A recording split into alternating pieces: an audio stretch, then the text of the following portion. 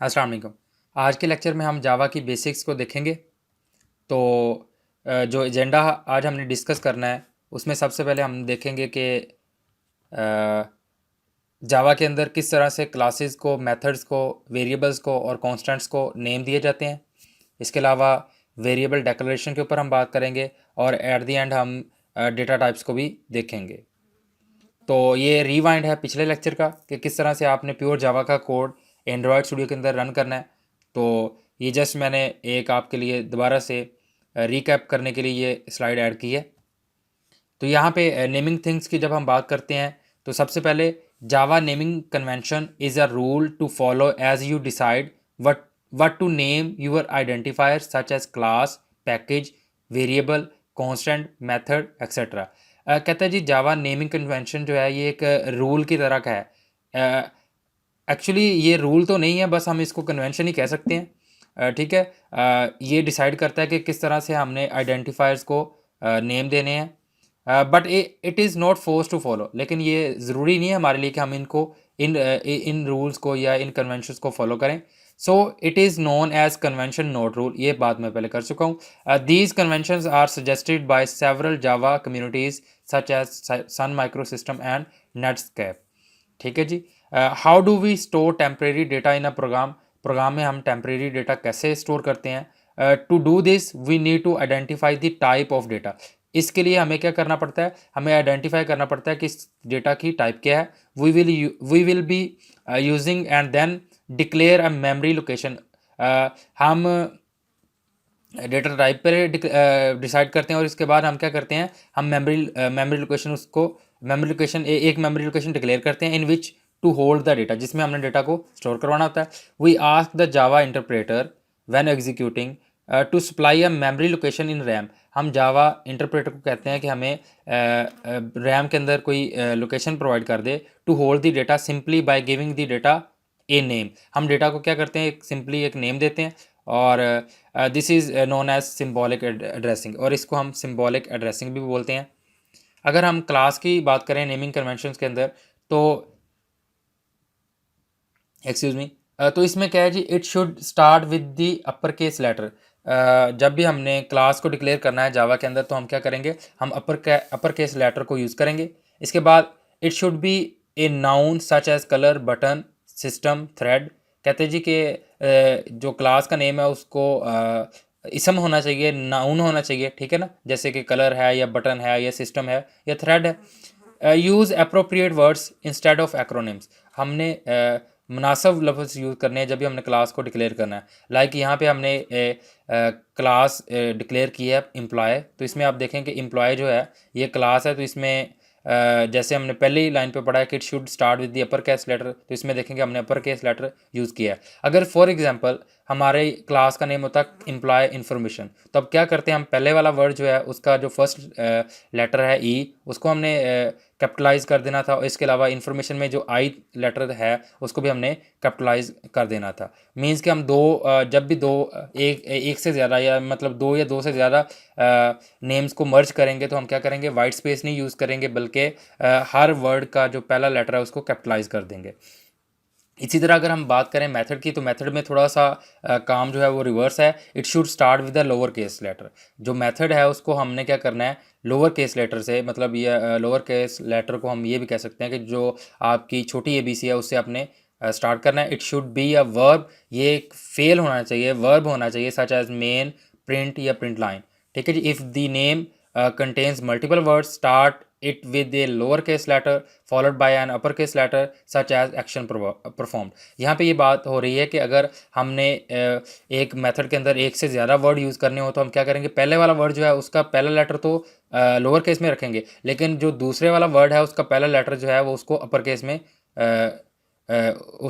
Case में कर देंगे। ठीक है जी।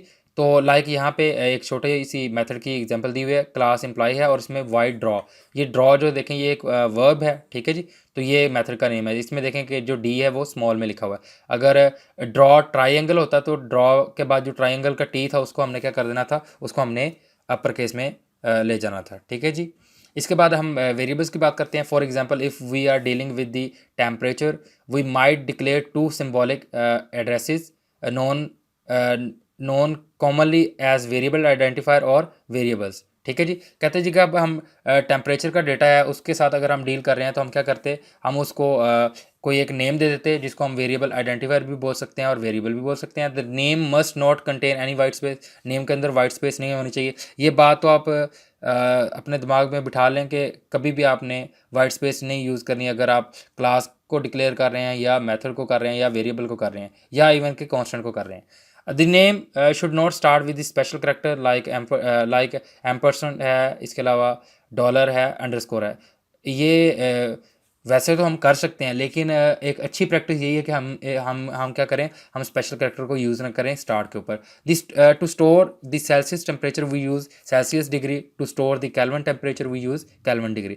ये यहाँ से हमें डेटा के नेम से ये पता चल रहा है कि इसमें किस टाइप का डेटा है, सेल्सियस डिग्री है या केल्विन डिग्री है। तो उस तरह का हमने नेम रखना है जिससे डेटा के जो जो वेरिएबल के अंदर डेटा है उसकी टाइप की सेंस आ जाए। ठीक है जी। यह क्वेश्चन है वाई नॉट कैपिटल सी और के। हम यहाँ पे सेल्सियस और केल्विन में हम स्मॉल में क्यों हम लिख रहे हैं, सी और के कैपिटल में क्यों नहीं लिख रहे हैं, ये एक हमारा क्वेश्चन है। तो इसका सिंपल सा आंसर ये है कि ये क्लासेस नहीं है। क्लासेस में हम ये करते हैं कि हम जो ईच वर्ड होता है उसको क्या कर देते हैं, कैपिटलाइज कर देते हैं। आगे बात करें declare the data type of variables identify. इसमें देखें जब हमने वेरिएबल के साथ उसकी डेटा टाइप डिफाइन कर दी उससे पता चल जाएगा कि इसमें जो वैल्यू है वो किस टाइप की है। लाइक यहाँ पे इंटीजर में दो चीज़ें मैंने डिक्लेयर की हुई हैं, जावा के अंदर ऐसे ही सिंपली वेरिएबल्स डिक्लेयर होते हैं। Int means the data is present in the form of integers. ठीक है जी। Variable declaration and initialize. अब हम बात कर लेते हैं वेरिएबल को डिक्लेयर करना और उसको इनिशियल वैल्यू भी साइन करना। तो इनिशियल वैल्यू साइन करने के लिए ये मैंने लिखा हुआ है int Celsius degree is equal to 0। It means के एक्सक्यूज मी, इट मीन्स कि जो आपका सेल्सियस डिग्री का वेरिएबल है उसको हमने 0 वैल्यू इनिशलाइज करवा दी है। It is good practice to initialise data when possible. कहता है जी कि ये एक अच्छी प्रैक्टिस है कि आप डेटा को इनिशलाइज करवा दें। However number types are default initialise to 0 in Java. Java के अंदर जो मतलब इंटीजर टाइप है, नंबर टाइप जो भी हैं चीज़ें, जो भी डेटा टाइप्स हैं उसमें इनको इनिशियल वैल्यू 0 मिल जाती है। लेकिन ये सिर्फ जावा के अंदर है, दूसरी लैंग्वेजेस के अंदर इस तरह नहीं होता। कुछ लैंग्वेजेस के अंदर इस तरह होता है लेकिन ज़्यादातर लैंग्वेजेस के अंदर ऐसा नहीं होता। लेकिन अगर हम स्ट्रिंग की बात करें तो स्ट्रिंग की बाय डिफ़ॉल्ट वैल्यू जो होती है वो नल होती है। Always choose a name that says what data represent. ये बात मैं पहले कर चुका हूँ। We choose Celsius degree to suggest the type of temperature was being used. ठीक है जी। The identifier must start with the letter और lower case letter a to g for example for a variable. ठीक है जी। वो कहते हैं जी अब जब भी आइडेंटिफायर में वेरिएबल को बोल रहा हूँ कि वेरिएबल का जो नेम है ना आपने स्टार्ट करना है लेटर से। ठीक है जी। जो कि लोअर केस में होना चाहिए और ए से जी के अंदर जो भी करैक्टर आते हैं उनमें से कोई भी जो है आप ए से जी से जितने भी करैक्टर आते हैं उसमें से कोई भी वर्ड बना के आप वेरिएबल का नेम असाइन कर सकते हैं। It can contain any number of letters. इसमें एक से ज़्यादा नंबर ऑफ लेटर्स भी आ सकते हैं। इसमें अपर केस भी आ सकता है, डिजिट भी आ सकता है। लेकिन मैंने आपको एक अच्छी प्रैक्टिस के लिए पहले बात कर दी है कि आपने जब भी वेरिएबल्स को आपने लिखना है उसको आपने क्या करना है, उसको पहला वर्ड उसका लोअर केस में लिखना और दूसरा वर्ड उसको कैपिटलाइज कर दें। और कोशिश करें कि ये जो है ये आपके ए टू जी के अंदर से ही जो करैक्टर्स हैं उसी को मर्ज करके आप वेरिएबल का नेम बनाएं। जब हम बात कर लेते हैं कि चलें यहाँ पे है इट कंटेन एन अंडरस्कोर और डॉलर साइन। कहते हैं यहाँ it can contain an underscore और dollar sign but it's not good practice so don't use either. इन दोनों में से कोई भी चीज़ आप यूज़ ना करें लेकिन दो के हम ये यूज़ कर सकते हैं। It must not have any space, white space या स्पेस एक ही बात है। It must not be the same as an existing word. हाँ जी, सच एज मेन। कीवर्ड्स को आपने वेरिएबल का नेम नहीं देना कभी भी। कीवर्ड्स क्या होते हैं जो पहले से लैंग्वेज में डिफाइन है, लाइक आपका वाइल है, आपका फॉर है। ठीक है जी। इसके अलावा इंट है, डबल है, क्लास है, ये भी एक कीवर्ड है। तो इस तरह के नेम आप जो जावा है वो आपको अलाउ नहीं करता। It must not begin with the capital. ये कैपिटल लेटर से नहीं होना चाहिए लेकिन क्लासेज जो होती हैं वो कैपिटल लेटर से इनिशलाइज होती हैं। ठीक है जी। अब हम बात कर लेते हैं how computer understand value of variable. ये एक आई वेरिएबल है, इसको मैंने वैल्यू असाइन किया 219। अब 219 को अगर हमने बाइनरी में कन्वर्ट करना हो तो ये बाइनरी को कन्वर्ट करने का एक आसान सा तरीका लिखा हुआ है। आपको पता है कि जो वैल्यू जिस नंबर को हमने ऐड करना हो तो उसको उसकी जो बिट होती है उसको ऑन कर देते हैं। तो इस तरह ये देखें 1 की बिट ऑन है, 2 की ऑन है, 8 की ऑन है, 16 की ऑन है, 64 की है और 128 की है। तो अब जब इनको सबको ऐड करेंगे तो ये वैल्यू 219 बन जाएगी। और अगर हम इसको बाइनरी में 290 के इक्विवेलेंट नंबर ढूंढे तो ये बनेगा, ये हमने लेफ्ट टू राइट पढ़ना है, 1101 1011 बेस 2, इसकी बेस 2 बाइनरी में होती है, आपको पता ही है। अब हम बात कर लेते हैं कांस्टेंट के अंदर। तो कांस्टेंट में एक सादा सी बात ये है कि कांस्टेंट के जितने भी आपके नेम्स हैं वो सारे के सारे अपर केस में होते हैं, ठीक है। अगर एक से ज़्यादा वर्ड्स हों तो उसमें हम क्या करते हैं, अंडरस्कोर यूज़ करते हैं। अभी हम स्लाइड्स के अंदर पढ़ लेते हैं। It should be in upper case letters such as red yellow. ये देख लें, इसमें सारे के सारे वर्ड्स, सारे के सारे करेक्टर, ये नहीं कि आप पहले वाले करेक्टर की को कैपिटलाइज कर दें और दूसरों को ना करें। सब के सब करेक्टर्स को आपने क्या करना है, आपने अपर केस में लिखना है, ठीक है जी। If the name contains multiple words it should be separated by an underscore. ये बात भी मैं कर चुका हूँ। It may contain digits but not as the first letter. इसमें डिजिट्स आ सकते हैं लेकिन पहले वाला लेटर नहीं। लेकिन अच्छी प्रैक्टिस है कि आप डिजिट्स को ऐड ही ना करें। Constants give names to mathematical expressions, ठीक है। मैथमेटिकल एक्सप्रेशन लाइक जैसे पाई है, ठीक है जी। पाई की एक आपको पता है मखसूस वैल्यू होती है और वो सेम रहती है। इसके अलावा ग्रेविटी की एक मखसूस वैल्यू वो भी सेम रहती है। तो इट मीन्स कि हम जो कांस्टेंट होते हैं ये मैथमेटिकल एक्सप्रेशंस को जो है वो नेम देते हैं। Don't allow values to be change. आपको पता है कांस्टेंट में वैल्यू चेंज नहीं होती थ्रू आउट द प्रोग्राम। इसके अलावा यहाँ पे एग्जांपल ली है, एग्जांपल दी हुई है, public static final double pi is equal to 3.14159, ठीक है जी। इसी तरह public static final int device underscore status underscore code is equal to 200। तो यहाँ पे अगर हम बात करें तो यहाँ पे ये जो वर्ड पाई है ये कांस्टेंट के लिए हमने यूज़ किया है। इसमें पी और आई दोनों वर्ड्स, दोनों लेटर्स को मैंने कैपिटलाइज कर दिया। दोनों लेटर्स को हमने अपर केस में लिखा। और आपको पता है जावा के अंदर फाइनल के कीवर्ड से हम क्या करते हैं, हम कांस्टेंट को डिफाइन करते हैं, ठीक है जी। The line public static final double pi is equal to 3.14159 means that the value of pi can never be changed। ये बात भी हो चुकी है। this is indicated by the keyword final। जैसे मैंने बोला कि फाइनल कीवर्ड जो है ये स्पेसिफाई करता है कि ये जो वैल्यू है ये कांस्टेंट है, ठीक है जी। The use of capitals for constant is a way of alerting us to the constant, ठीक है जी। ये बात कहता है कि जब हम वर्ड्स लाइक ये device underscore status underscore code ये लिख रहे हैं ना, इससे हमें उसी वक्त हमारे दिमाग में आ जाता है कि ये जो है ये कांस्टेंट वैल्यू है, ठीक है जी। इसी वजह से हम कैपिटल वर्ड्स यूज़ करते हैं, कैपिटल लेटर्स यूज़ करते हैं, ठीक है जी। Note that keywords are reserved identifier. Keywords जो होते हैं ये बात पहले भी हो सकी है, that is a fix part of the language. जो कीवर्ड्स होते हैं वो तो रिजर्व होते हैं, वो तो हम यूज़ नहीं कर सकते। How many keywords are, sorry यहाँ पे बात कर लेते हैं कि ये जो कीवर्ड्स यहाँ पे ऊपर यूज़ हुए ना उनके मतलब ये क्वेश्चन मैंने नीचे पुट किया हुआ है। How many keywords are there in the constant declaration on the first line of slide.